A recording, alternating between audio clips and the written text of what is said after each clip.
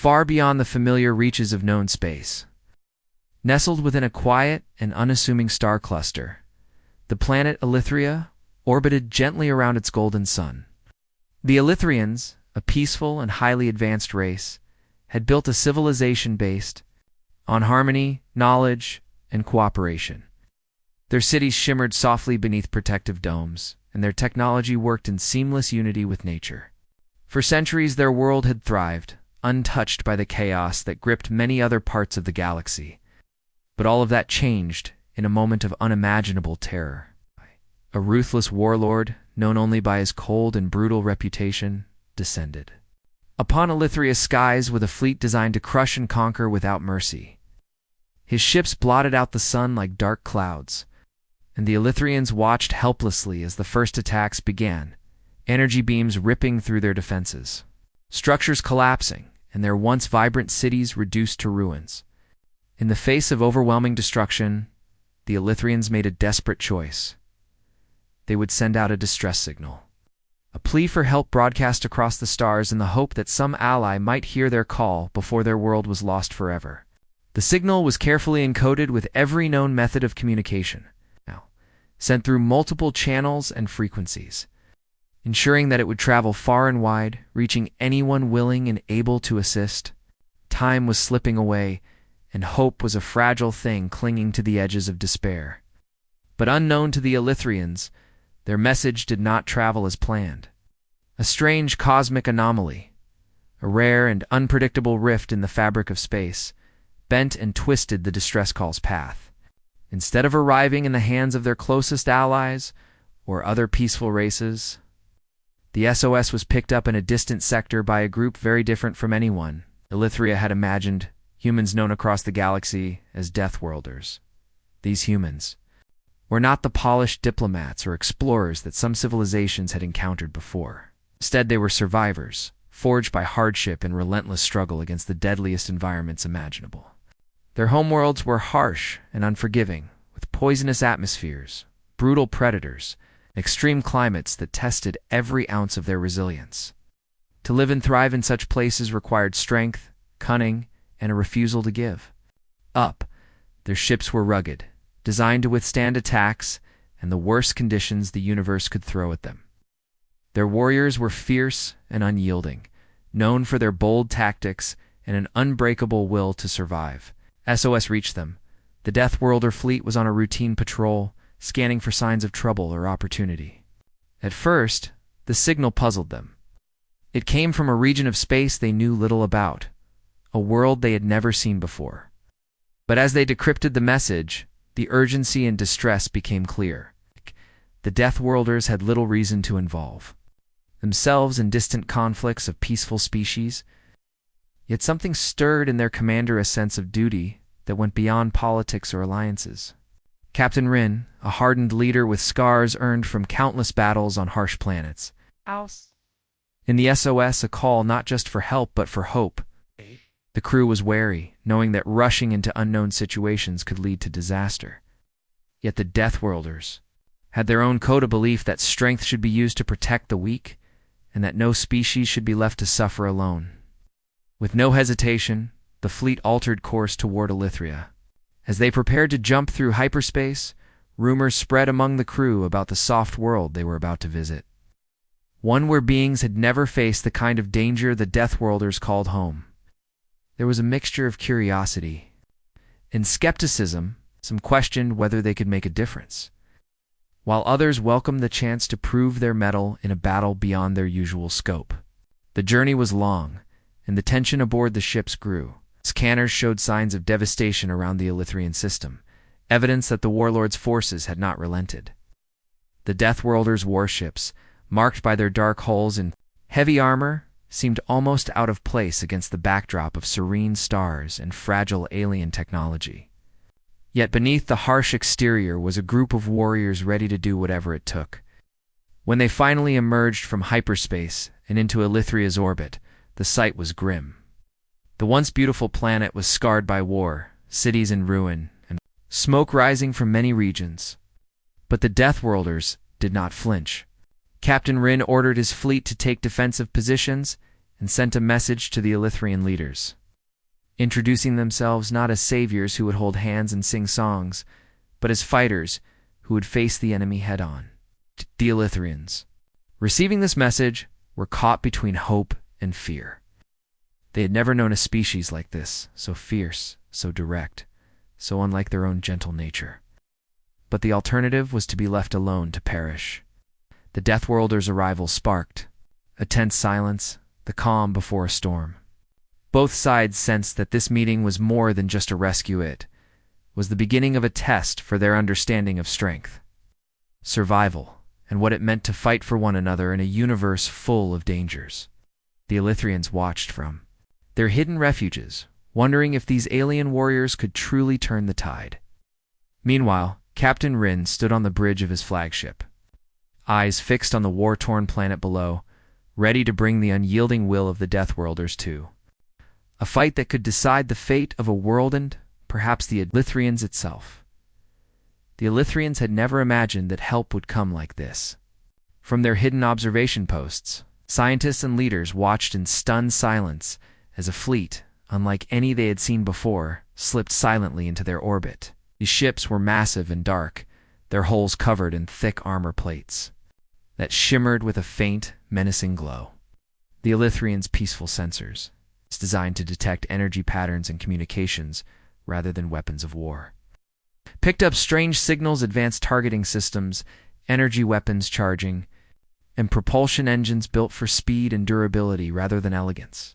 Fear rippled through the ranks of Elithria's defenders.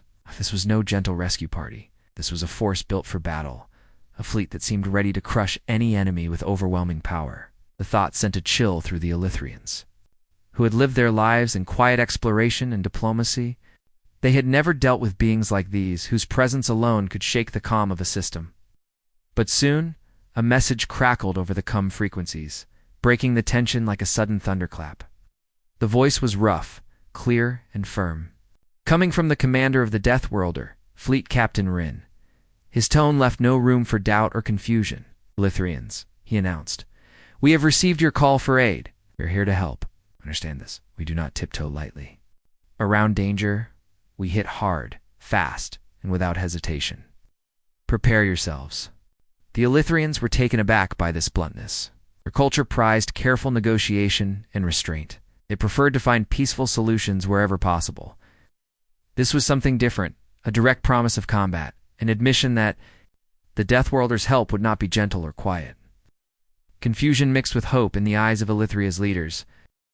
Could they trust these fierce strangers who spoke so plainly about violence? Was this the kind of aid their people needed? Yet as they looked at the destruction caused by the warlord's invasion, the answer became clearer. The Elithrians had no better choice. Their own defenses had been shattered. Their calls for assistance had gone unanswered by those more familiar and friendly races. These Deathworlders were their last hope, no matter how frightening their approach seemed. As Captain Rin's fleet maneuvered into strategic positions around the planet, the Elithrians sent out emissaries in their own way, projecting images of their cities and pleas for cooperation. The Deathworlders responded with simple but effective signals warnings to keep clear of certain zones, and commands that reflected military precision. The Elithrians struggled to keep up with the pace and style of their new allies. Elithrians moved carefully. The Deathworlders acted decisively. Where the Elithrians sought consensus, the Deathworlders issued orders that were followed without question. This clash of cultures was both fascinating and frightening. Still, as the warlords' forces tightened their grip on the planet, the need for swift and forceful action was undeniable. The Deathworlders began to deploy smaller strike teams, their soldiers clad in armor that could survive harsh environments and brutal combat. They moved with confidence, their weapons advanced, and their tactics honed by years of surviving the deadliest worlds. The Elithrians observed from a distance, their hearts pounding with a mixture of awe and anxiety. These warriors seemed almost unstoppable, but their approach was harsh and unfamiliar. There was no time for gentle greetings or diplomatic talks. Every moment was about the fight, the push to reclaim the planet. Yet even in this aggressive style, the Deathworlders showed a kind of respect. of Elithrian cultural sites and carefully coordinated their strikes to minimize civilian casualties. It was clear they valued the lives of those they came to protect, even if their methods were different. As the hours passed, the Elithrians began to see the strength of their new allies. The warlord's ships and troops, which had once seemed unstoppable, started to falter under the relentless Deathworlder assaults. The Elithrians themselves found new courage, inspired by the fierce determination of their protectors. Yet beneath the hope and growing trust, there was a tension that neither side could ignore. The Elithrians wondered if they could ever fully understand the Deathworlders, weigh their blunt words, their brutal tactics, and their willingness to fight without hesitation. The Deathworlders, in turn, struggled to see beyond the Elithrians' peaceful nature, unsure if this fragile species could stand the long war that might be ahead. This uneasy balance hovered like a shadow over the alliance. But both knew that time was running out. The warlord would not rest, and neither could they. The arrival of the Deathworlders marked a turning point, a moment where hope met raw power, where survival demanded cooperation between two very different worlds. As Captain Rin stood on the bridge of his flagship, watching the planet below, he understood the weight of what had begun. This was more than a rescue mission. It was a test of resilience, trust, and the unyielding will to fight for those who could not fight for themselves. The battle for Elithria's future had only just begun, the moment the Deathworlders unleashed their counterattack. The warlord's forces found themselves caught in a storm unlike anything they had ever faced before, where others had faltered. With hesitation or caution, the Deathworlders struck without mercy, but with incredible precision. Their tactics were brutal, yet every move was calculated to break the enemy's hold quickly and decisively. Captain Rin's warships moved like predators, surrounding the warlord's fleet and cutting off their escape routes. Out the Deathworlder. Soldiers, toughened by years of fighting on the deadliest planets, led the charge on the ground with fearless determination. They did not waste time on prolonged battles or unnecessary destruction. Instead, they targeted key enemy strongholds, weapons systems, and command centers with surgical strikes that shattered the warlord's control. The Elithrians, watching from behind their protective shields and hidden observatories, could barely believe what they were seeing. The warlord's once mighty fleet began to crumble under the relentless onslaught. Ships that had seemed invincible were torn apart by the Deathworlders' powerful weapons and innovative tactics. It was a mix of awe and terror for the Elithrians. This fierce force was unlike anything they had known, a whirlwind of strength and skill that changed the balance of the war in mere hours. Yet, what struck them most was not just the power, but the method behind it. The Deathworlders moved swiftly to salvage whatever technology they could from the battlefield.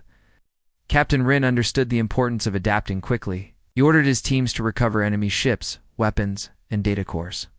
Using their own engineering expertise, combined with the Elithrians' advanced but unfamiliar technology, they began to modify their ships and weapons, making them even more effective in this new environment. This blending of raw human resilience with alien innovation created a force greater than the sum of its parts. The battlefield became a place of rapid change and constant evolution.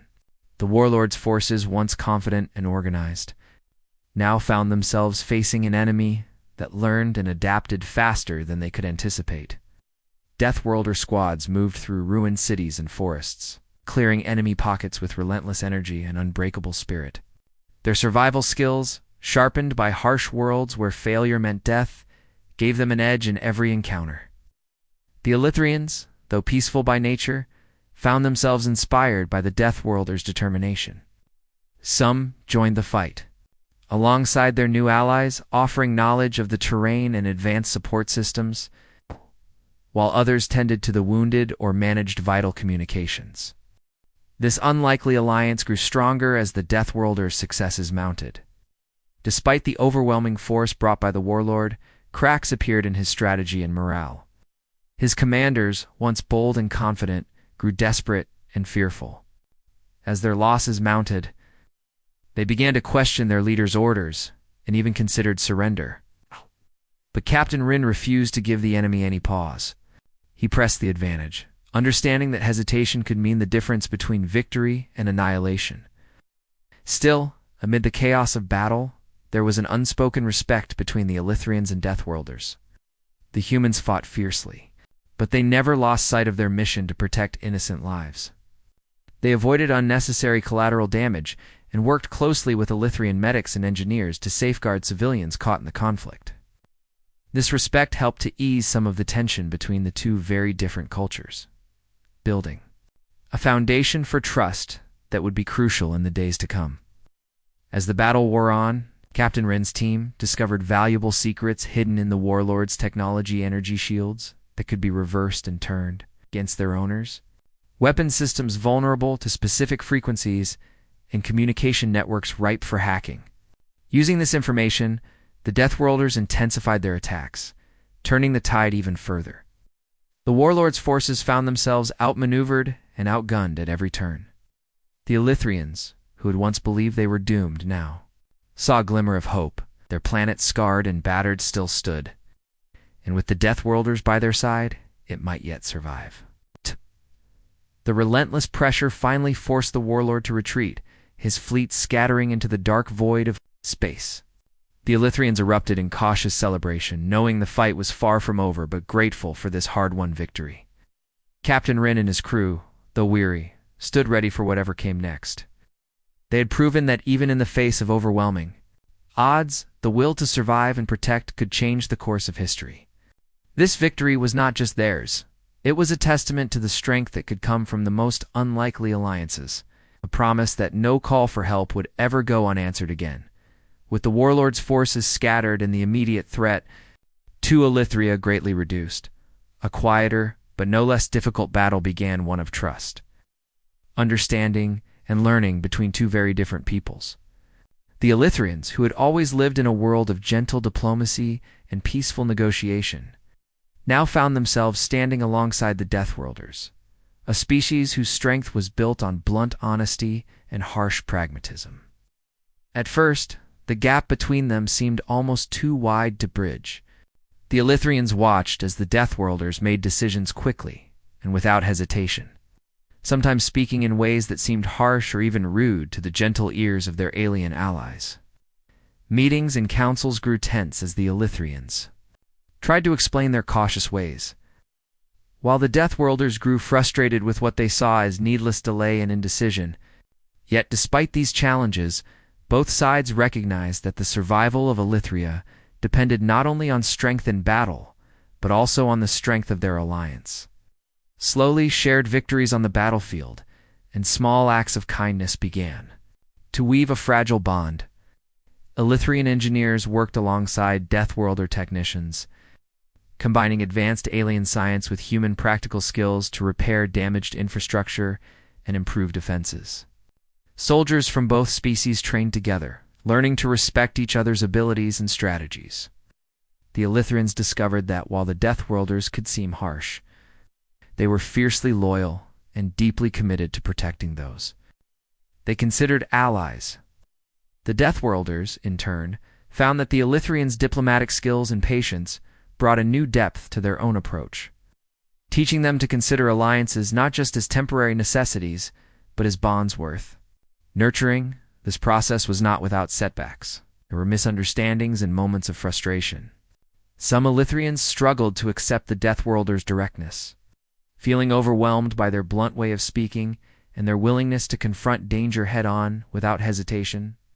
The Deathworlders sometimes saw the Elithrians' caution as weakness, a sign of hesitation that could cost lives. But with each challenge, they learned more about each other. The Elithrians began to gain confidence, their quiet strength growing into something more assertive. They learned to stand firm when needed, to make quicker decisions in times of crisis, and to trust their instincts as much as their reason. The Deathworlders discovered that diplomacy could be a powerful tool, one that allowed for lasting peace.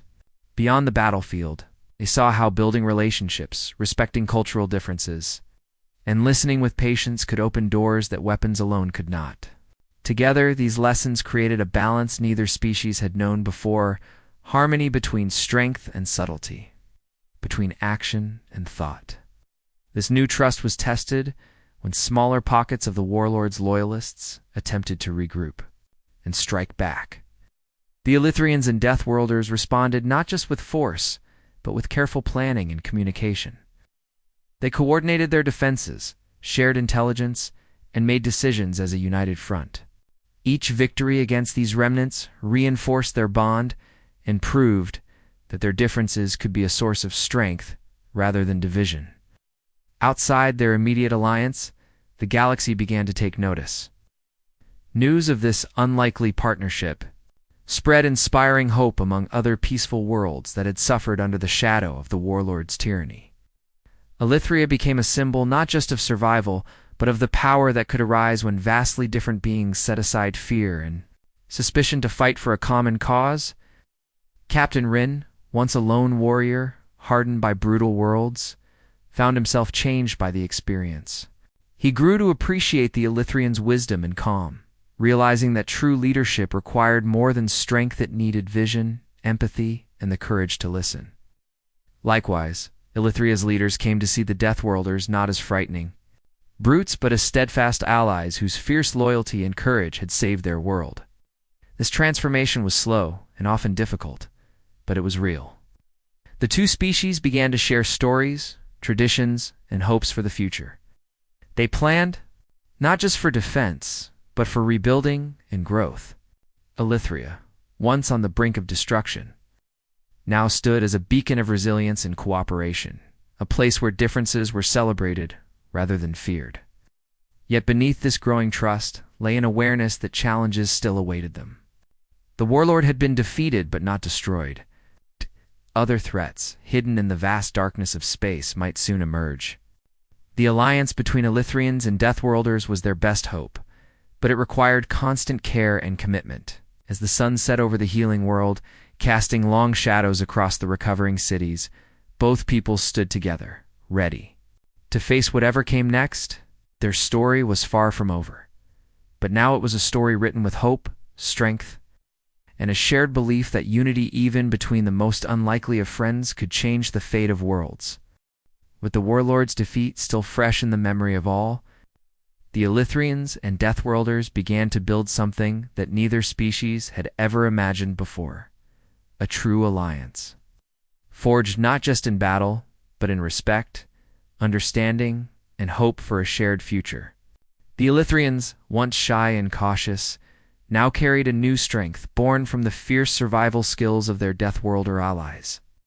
Likewise, the Deathworlders, hardened by countless harsh worlds and brutal fights, found themselves enriched. By the Elithrians' wisdom, compassion, and advanced technology, together, they combined their strengths in ways that amazed even the most skeptical observers. The Deathworlders taught the Elithrians how to face danger head-on, how to survive the harshest conditions, and how to fight without fear. In return, the Elithrians shared their deep knowledge of the stars, their advanced energy shields, and their powerful but peaceful technologies. This partnership created a force greater than either species could achieve, a lone one that balanced raw power with strategic innovation, instinct with careful planning, and strength with diplomacy. Across the galaxy, word of this unlikely alliance spread quickly. Many had expected the Elithrians to fall under the shadow of the warlord, their gentle ways no match for a ruthless enemy. But now, tales of their survival and the arrival of the Deathworlders inspired hope in distant worlds facing their own threats. The story of how a peaceful race and a battle-hardened species came together to overcome nearly impossible odds captured imaginations and challenged long-held beliefs about strength, courage, and cooperation. Leaders from many planets reached out, seeking to learn from the Elithrians and Deathworlders, eager to understand the secrets of their alliance. Captain Rin, now regarded as a hero by both species, stood as a symbol of this new era, reminder that sometimes help comes from the most unexpected places, and that even the most unlikely friendships can change the fate of entire worlds. Alliance was not just military, but also cultural. Festivals were held where Elithrian music and art mixed with Deathworlder stories and traditions. Shared training programs taught soldiers and civilians alike how to respect and understand one another's strengths and customs. Together, they built new cities designed to withstand threats of all kinds, blending Elithrian elegance with Deathworlder toughness. Yet, amid this hope and rebuilding, the leaders remained vigilant. The warlord's defeat had left a vacuum, and darker threats began to stir in the shadowed corners of the galaxy. Rogue factions, opportunistic pirates, and ancient enemies watched the new alliance with wary eyes, waiting for a chance to strike. The Elithrians and Deathworlders knew that peace would not come easily, but now they faced the future together, stronger, wiser, and ready for whatever might come. Emergency protocols were established so that any SOS signal, no matter how distant or desperate, would be answered without delay. The Deathworlders remained alert, their fleets stationed at key points across the sector, ready to respond with the same fierce determination that had saved Elithria. The Elithrians, in turn, strengthened diplomatic ties and expanded communication networks to warn allies of dangers on the horizon. As the twin suns of Elithria set one evening, casting warm light over a world once scarred by war, the alliance stood united, a living proof that survival and hope could grow from the most unlikely beginnings. Their story was no longer just about a single rescue or a hard-fought battle. It was about a future shaped by courage, friendship, and the unyielding will to protect those who could not protect themselves. In the vast dark reaches of space, the galaxy now knew that when a call for help went out, it would never go unanswered. The Deathworlders and Elithrians, bound by trust and shared destiny, were ready to face the next challenge. Together, they had forged a new legacy, one where peace and strength walked hand in hand, and heroes came in the most surprising forms.